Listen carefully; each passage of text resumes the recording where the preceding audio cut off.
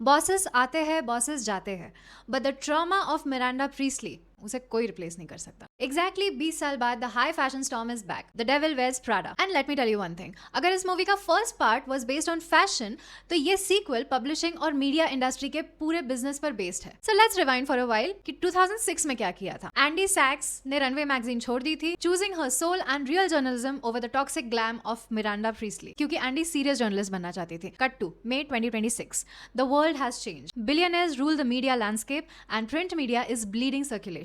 Miranda online media की वजह से एग्जिस्टेंशियल क्राइसिस फेस कर रही है, और इस पीआर डिजास्टर के बीच रनवे की क्रेडिबिलिटी संभालने के लिए अब कॉर्पोरेट बोर्ड ने एक ऐसी अवार्ड विनिंग जर्नलिस्ट हायर की है जो उसके ब्रूटल ले ऑफ की वजह से वायरल हो चुकी है। And guess who this is?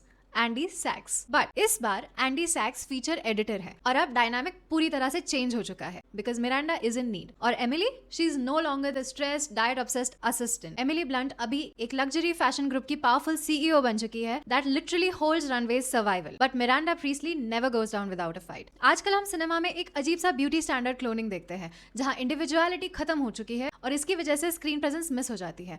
But the devil wears Prada 2 is a tight slap on that trend. Unadulterated talent और ग्रेविटास इस फिल्म को डिक्टेट करते हैं। मेरिल स्ट्रीप, क्या कहूं मैं इनके बारे में? She hasn't lost even a single drop of her sass.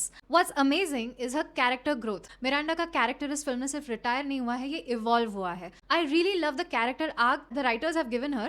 Unlike in the last film, इस फिल्म में उनकी vulnerability को बखूबी दिखाया गया है। Also मेरिल स्ट्रीप ने इसे पोर्ट्रे भी बहुत अच्छा किया है। Like she looks stern, strict, ruthless, which she is actually, but she still manages to portray her vulnerability through that exterior. Returning director David Frankel have managed to showcase her vulnerability, especially with the introduction of Kenneth, जो कि उनके husband का character play कर रहे हैं। And finally इस movie में हमको मिरांडा के कैरेक्टर का पर्सनल एस्पेक्ट देखने मिलता है जो हमने लास्ट फिल्म में नहीं देखा था, which is outside the runway bubble. And Hathaway perfectly embodies a confident grown Andy जो अभी भी मिरांडा को देख के पैनिक कर जाती है या नर्वस हो जाती है। उनका एवोल्यूशन बहुत नेचुरल लगता है, और बिल्कुल पिछली बार की तरह ही the fashion world authenticity is unmatched. Cameos से भरी हुई है ये film. Lady Gaga, Donatella Versace, Naomi Campbell और एशली ग्राहम, सारों के कैमियोज ऐसे भरे पड़े इस फिल्म में।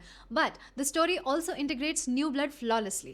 Bridgerton fame Simone Ashley joins as Amari, और Amari का character basically it's Miranda in training only. Unlike Andy in part 1, Amari actually fashion के साथ आने वाली toxicity और ambition को without any resistance accept करती है। Technically, the film brilliantly distinguishes between the cold, calculated world of a corporate board and the chaotic, colorful world of fashion creation. Molly Rogers, जो कि इस फिल्म की costume designer है, did an amazing job. जिस तरीके से उन्होंने हर character की story को narrate किया है through styling is really impressive. Like she's given structures and angles and a masculine silhouette to Miranda Priestley, जो कि बहुत बॉसी है एंड ऑथोरिटेटिव है। At the same time Emily के कॉस्ट्यूम्स को अगर आप देखें तो she has a mix of angles and curves which shows that she is not as ruthless as Miranda. She has, उनके कैरेक्टर के अंदर एक सॉफ्टर साइड भी है, but she definitely wants authority like Miranda. And now comes our favourite Andy सैक्स।